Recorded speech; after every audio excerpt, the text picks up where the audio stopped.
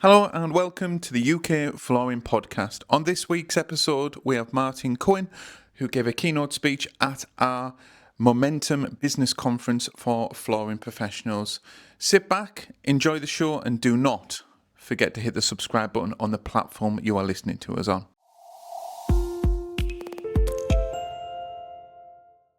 Good afternoon. I'm already conscious of whether the sign's going up and bellies are rumbling. Obviously, there's been a lot of talk about kind of self-development, about you guys, and can't take it off, it's attached. Joint around the back. So yeah, there's been lots about kind of self-development, about you guys. I'm going to talk a bit more today about leadership. Quite reassuring earlier in terms of kind of the conversations and a lot of running themes around, kind of letting go, trusting in other people, all that sort of stuff. So I'll talk a bit more about how you lead others or how you work with others. But the catch of that is it still kind of starts with you and your actions and what you do. So as I shared already, my background has been relatively kind of corporate, lots of big organizations, flooring, home improvement, that sort of stuff. Led teams of anything from kind of 5 to 500 people, places like Cockerill, previously worked for our sponsors, looking after the field sales guys in distribution.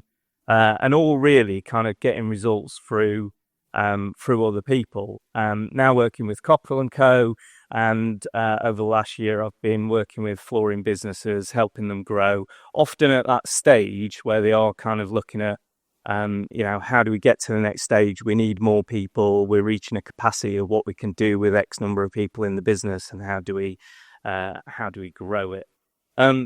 So I did have a quick exercise. I'm going to do it anyway, but hands up who feels like kind of getting the best out of other people is one of the most challenging parts of what you have to do. Yeah. It's pretty common. So it was a cheat. So why does leading people matter so much kind of this day and age? There's been lots of change really over the last few years. So customers are shifting kind of how and where they buy their flooring. A lot of people are starting to find now, particularly with in our industry, people tend to be in it for a long time. And then the catch is once someone retires, exits the industry, you're looking for that replacement where perhaps you've had that same person working for you for 20 years. And that's tough. There's not that kind of pace of change that there historically has been in other industries. Competition's no longer really determined by postcode anymore. Particularly during COVID, we saw a lot of people move online, start to change buying habits. Things are getting more competitive, but not with the guy down the road. It's often could be somewhere else in the country or not even necessarily always in the country. But ultimately, one way or another, the business is kind of won or lost through your people. Whatever it is, whether it's sales, even if it's an online business, it's the people, their actions that influence it. Which is part of what makes it difficult to step away and kind of release control. So what I'm going to try and do today is share one model, keep it fairly simple. There'll be 5 actions, but the intention is that you'll walk away with something you can go and do Monday when you're back in your business and try and kickstart your year. So I am going to kind of break it down. If you've not got pen and paper, I would kind of encourage you to do that. I'm going to go off script with the phones. Keep your phones out if you want to take pictures of anything that's up there. And I will share something at the end for a QR code so you can actually scan and get a bit of detail. Check with someone whether that's actually working. Let me know when I get to the end.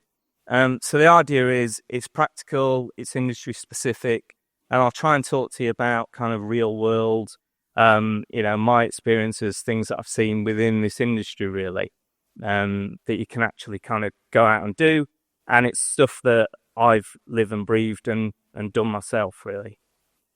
So just wanted to start by talking about the industry itself. So it's been in flux the last few years, I think it's fair to say. Interesting time through COVID, interesting market over the last few years. And it's potentially kind of taken its toll. So we've seen some fairly huge national players. So one of the places I used to work was Carpetright, looking after the in-home consultants and the fitter population. They obviously saw a increasingly tough time, and obviously what kind of 18 months ago went out of business. You've got the Floor Room and John Lewis exited the market as well. And then you've got other businesses like CTD Tiles, Homebase, all went into administration. So lots of challenges out there, and a lot of it within our industry. You also saw SCS and their new owners decide to go out of flooring. So it's quite a picture when you add it all up. And I guess the question I kind of thought then really is, should we be worried when you've got businesses of those sort of scales going out of the industry? Don't know. Any views? Look, my thoughts are, no, don't think we should, personally. It's roughly our industry, depending what reports you read, it's about £3.5 billion industry. And 350 million of it disappeared through national retailers out of the marketplace within about a 3-month period over the summer of 2024. So 10% of that business became up for grabs, right? Significant amount of money that's out there to be had. There's another argument that says kind of, the economy got tougher. Yeah, it did, to be fair. Depending on what reports you read, it says about kind of 7%, I think, give or take, for 2024. Not necessarily kind of finalised that sort of information for 2025. But broadly, the estimate is it'll probably have been about flat or very slightly down. So you look at it and you kind of think, for you guys, that opportunity for independence is that 350 million quid. It's a hell of a lot of money up for grabs. But, the reality is buying habits have changed. The industry's moving a lot quicker than ever before. And some businesses have failed to adapt. The businesses that adapt and make change are the ones that are going after that sort of £350 million figure, and some of them are doing really well. So, let's look at the market a bit further. If you look at Tappy, for example, love them or hate them, the reality is Tappy have adapted. They've changed. It's the same leadership that it was in Carpetright, however many, best part of a decade ago, but they've learned from the mistakes. They've made changes in their new business. They opened up really big 10,000 square foot retail park shops. They've moved that to do more concessions, smaller shops. They've trained and equipped their surveyors to sell in the home. They've focused on the digital presence like never before. They focus people on reviews and recommendation.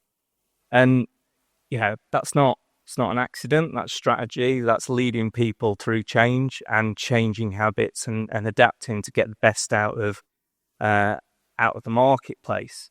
So, look, the reality is they're going for it, aren't they? They've gone for that Carpetright share, and they've gained a chunk of it. But the bigger picture at the moment is more so than ever, this market is available for independents. The lion's share of that £3.5 billion we talked about will now go through independents. It will go through the people that make the changes, serve the customers in the way that they want to be served, and ultimately go out and do the best thing through their people. So fundamentally, the market is sitting more than ever with independent retailers.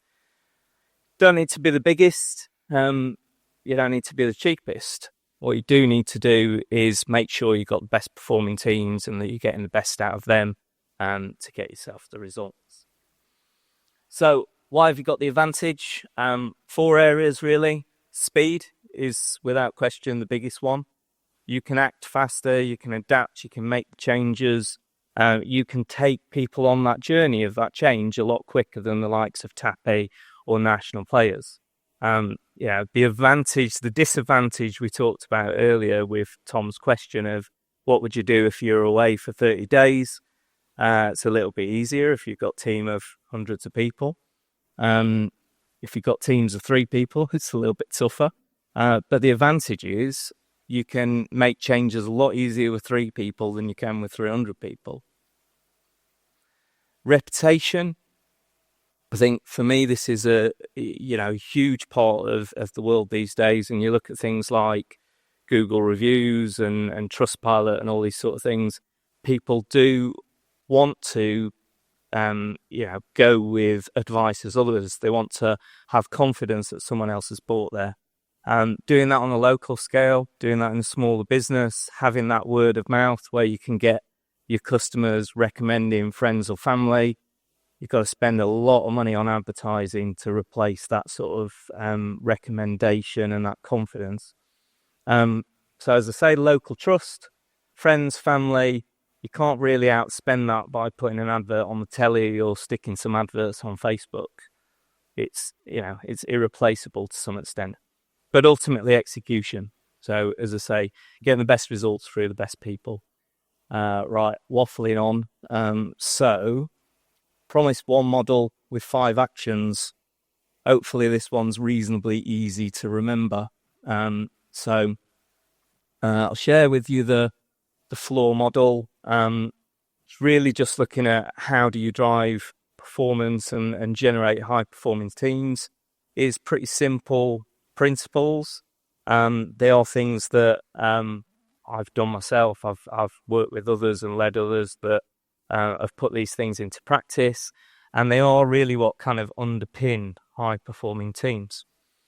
I'd also say, in fairness, I've 25 years leading people.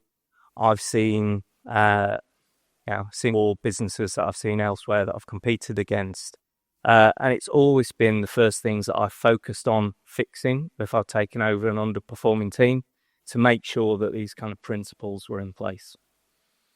So by the time you leave today, I want you to kind of have a clear roadmap, something fairly simple that you can go and execute and put into place. I'll talk you through kind of the headlines of what this means. So focus is a start point. Heard various versions of that word earlier when we were talking about kind of on the table I was at the back. We talked about kind of people having that loss of focus by not having leaders around.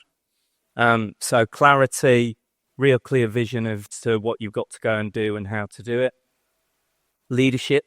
So this was the catch that I mentioned, right? This is about other people rather than you guys, but the people in this room are the leaders of your own businesses, etc. So you've got to go and lead other people to get that performance, and that means adapting to different situations. I think the word we used at the back was accountability, but people having ownership for what it is they need to go out and do and deliver. Observation, so giving people autonomy and giving them a little bit of a steer to make sure that they are going down the right direction so that you can feel confident to leave people to it. And then results. We're all here to get a result. So what that looks like is, as I say, kind of giving that accountability, making sure that we're measuring performance and doing something with it. So all starts with focus. I mentioned earlier when I was at the back, I think you guys have set up your business. You were probably really focused on what you needed to achieve to do that, to make a success of it. And it takes a certain level of determination to get to where you are and achieve what you have, and to succeed in your career or in your business. Whether it's you or whether it's a member of the team or someone perhaps that you work with separately, the same rules apply. They've got to have that focus. They've got to have that determination to be able to go out and succeed. Right, I'm conscious it's lots of me talking. So I'll give someone the chance to talk, but can someone, or is there anyone that could finish this phrase? What gets focused on gets done. Hey, prize for that guy. I'll work one out later. So look, I've seen that point proven many times over and over again in my career. Having that focus and determination is necessary to get the success and achieve things. The difficulty is with it is, you guys were successful, you guys were determined, you've achieved a result. And again, speaking to a few people outside in the break, a few people said, like, I'm really passionate about what I do, but trying to get that out of someone else is difficult. Or, I'm kind of driven, focused, again, trying to pass that on to someone else. But if you think about it, you've got a picture of what you want to achieve and you are 100% in.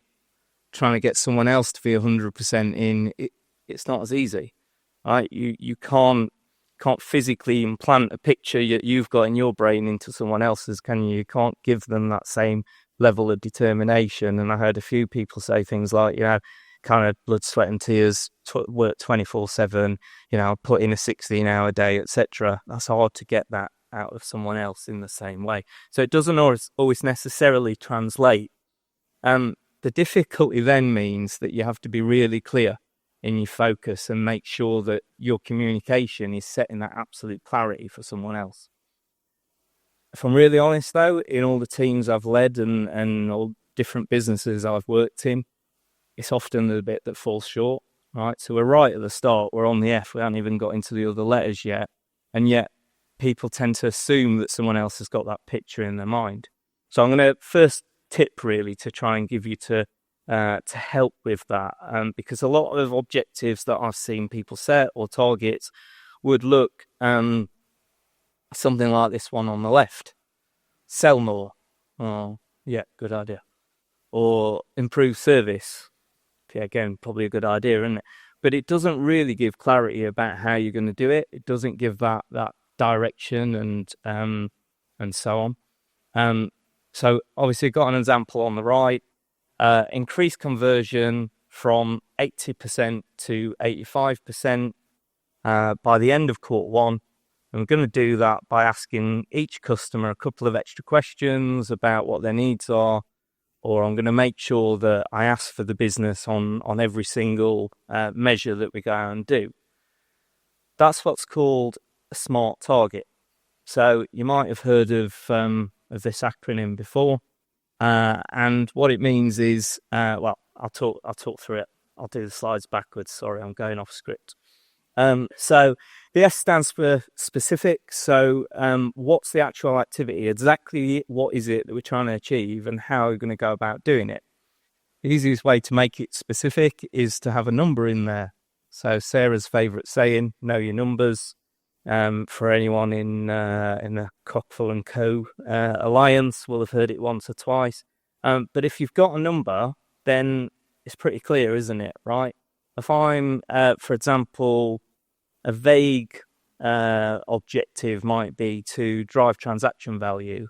A really specific example might be we're going to take transaction values from £750 to £800 in the next month. And how I'm going to do it, I'm going to sell underlay and gripper and door bars to 8 out of 10 customers. Again, I know what I need to do. I'm really specific around what the number is. There's a measure there. That measure's got to be achievable. It's got to be a realistic number. If we say I'm going to upsell the underlay and the gripper to 10 out of 10 customers, well, yeah, realistically, it's not very practical, is it? But 8 out of 10 is probably a realistic number to go out and achieve. Last bit you might have noticed a couple of times in those examples that I gave is time bound. It wasn't when I get round to it. It was this month, it was this quarter. I know exactly when I'm doing it by. So it's not vague. We're going out and we're achieving that. The difference in those two, so go out and sell more or increase the transaction value. Well, how do I do that? Yeah, look, you probably are going to get some sort of improvement, but that clarity of direction that I've given in the second examples, and I go out and I'm measuring it on every appointment, I'm measuring it on every day and every week, and I'm tracking it. It's a game changer in terms of the level of performance. It's giving them that focus.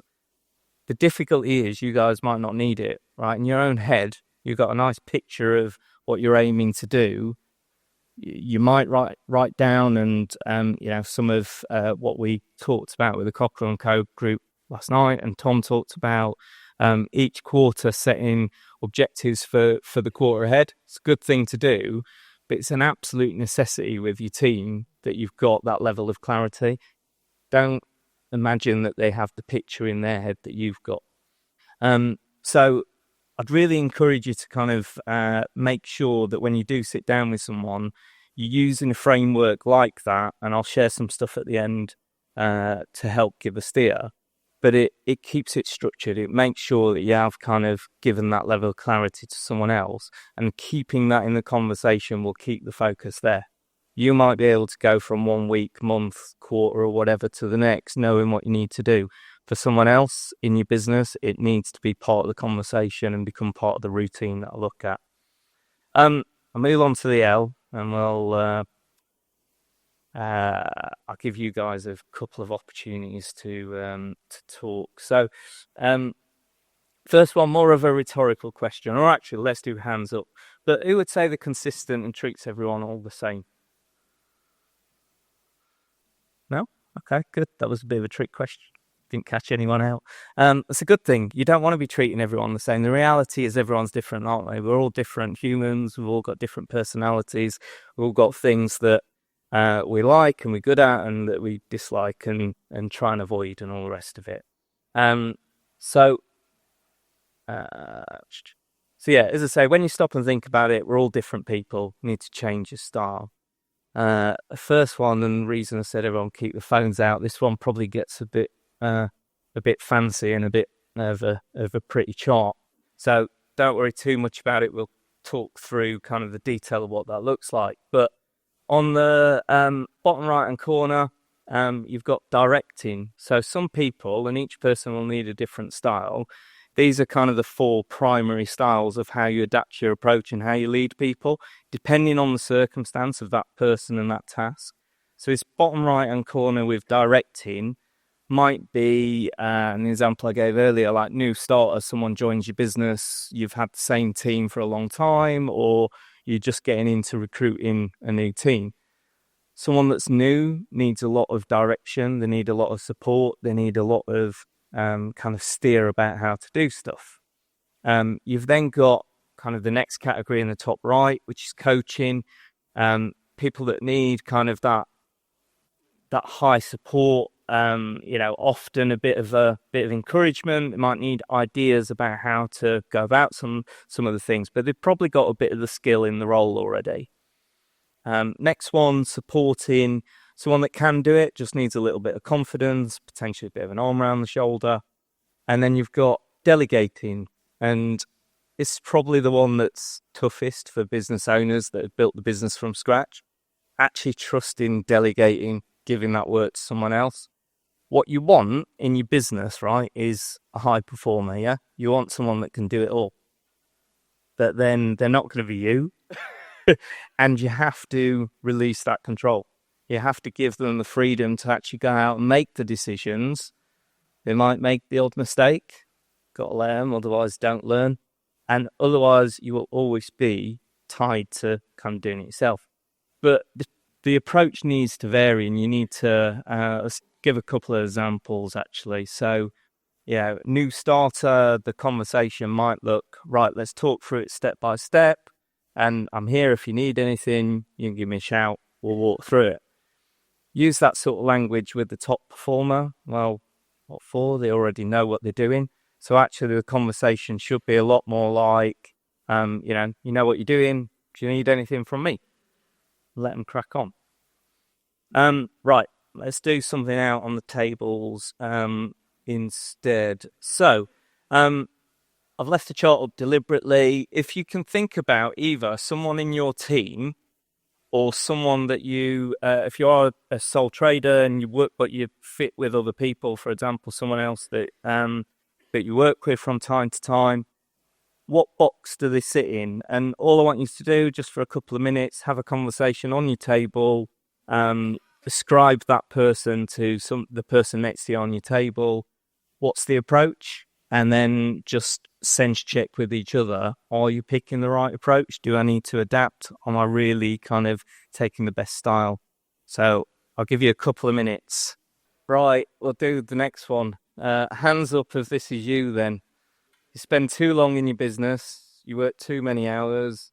It's too reliant on you. 2 hands from Andy and none from anyone else. Yeah, it's less than I thought, actually. Either that or you're lying to yourselves, but we'll see. I mean, I'd honestly say 80-90% of business owners that I speak to, particularly in flooring, tend to be too involved, tend to do too much themselves, go on holiday and the phone's still on, or their email's still on, or they're still dealing with something. So, half of you can go to lunch because you're all fine. The ones that put their hand up can stay in because we'll try and give some answers on it. The answer's one word, really. It's about ownership. And the self-development bit of this one is actually getting comfortable with giving people ownership. All right? We talked about setting targets, set a smart target, give people some boundaries that they shouldn't step outside of. But the honest answer and advice that I would give is give people some freedom within the boundaries to make some mistakes, to go out and do it for themselves. The difficulty is, and I hear a lot of people moan and kind of go, they're not as good as me, or they don't care as much as me, etc. Said about it at the start. They're never going to care as much as you, certainly if they don't feel like they own it. If they genuinely feel part of your business and they genuinely own it and they're genuinely passionate about what you're passionate about and getting the results, that person will absolutely outperform anyone else that doesn't have that ownership and that passion and that drive. One tip that I would give is, instead of telling people all the answers, use questions, ask them for their ideas, get them involved. People commit to things that they help to create. They didn't create your business, you created your business, but actually they can help create how it develops, how it moves forward. You won't have all the answers. I think we've got Alex speaking later about Cockerill Co. I've joined recently. I've spent 5 months going to different events and what have you. The biggest thing that I would say that's impressed me is the network, is the alliance. Alex, I don't know if you remember what you wrote in the WhatsApp or would mind sharing it. Sorry to put you on the spot, but it summed it up really well before Christmas. Or was it New Year? Do you remember it? Happy New Year to come, ladies and gents. Be brave, bold, and genuine. Don't put off those difficult tasks until tomorrow, as they will haunt your sleep and cost you double. And the next bit, and if you need help, always ask the group. Most of us has been through the same experiences and felt the same pains. Being able to help somebody else is a great way of making past suffering feel like it was somehow worth going through it. Nice.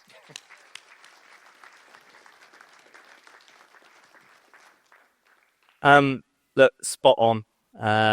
Same applies within your team. Other people have got the answers. It's not always you. It doesn't always rely on you. Use your network, use your team. Observation. So, good team becomes a great team through regular coaching, reviews, catching people doing it right, reinforcing when something goes right and actually telling people well done, having that conversation about it. I would encourage you, and I'm going to do one more acronym, which is GROW. You haven't got to use this one, but it's just a tool to help structure a conversation, keep an order and have some structure. So your goal is where we are now. Is what we're aiming for. So talked about the SMART target. There's my target. I want to be up here. The R is reality. So I'm currently down here and I want to get over there. The O is for options. So what are the options? What are the things I'm going to do to get me from there to there? What are the activities that I've got to go out and deliver? And then will. So will I actually do it? To have the, am I going to make it happen? Am I committing, or are we just chatting shit and not actually going to take any action? So have some sort of structure. There are others. I can share other things with people offline if they're interested. It's one that I've used through my career amongst a couple of other tools, and it's fairly simple to remember. But it gives structure to actually go, am I doing this right? Right. So for some people in the room, and I was talking to a couple of people yesterday, I'm going to recruit my first ever member into my team. No one's taught leadership, and I've just worked this shit out as I've gone along, and now I've got to teach it to someone else. Having something that gives you a bit of structure can often be helpful. And because Tom was waving the 5-minute thing at me, I better get on to results. So it's what we're all here for, right?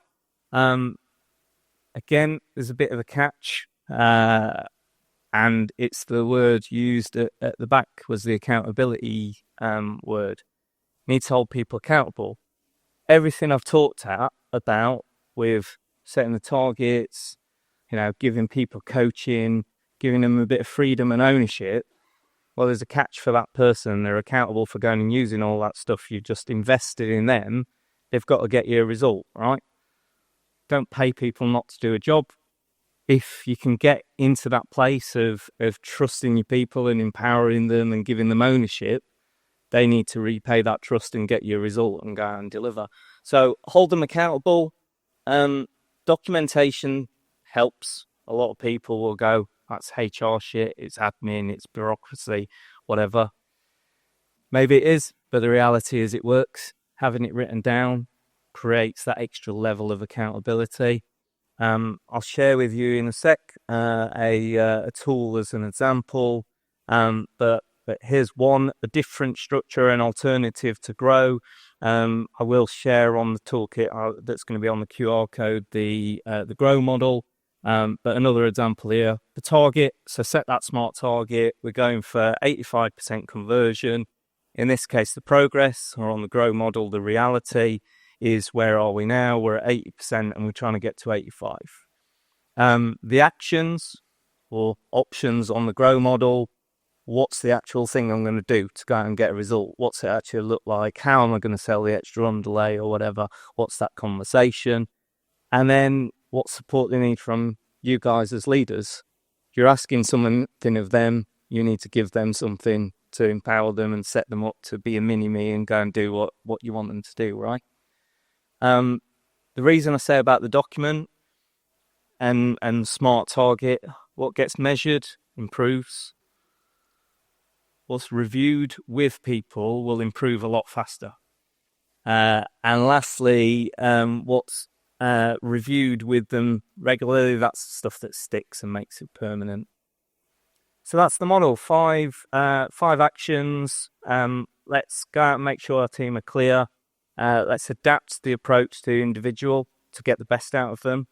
Let's empower them to do their job and what they need to do at the end of the day, so that you're not in your business 24/7. It's good because half of you weren't anyway, so that's fine.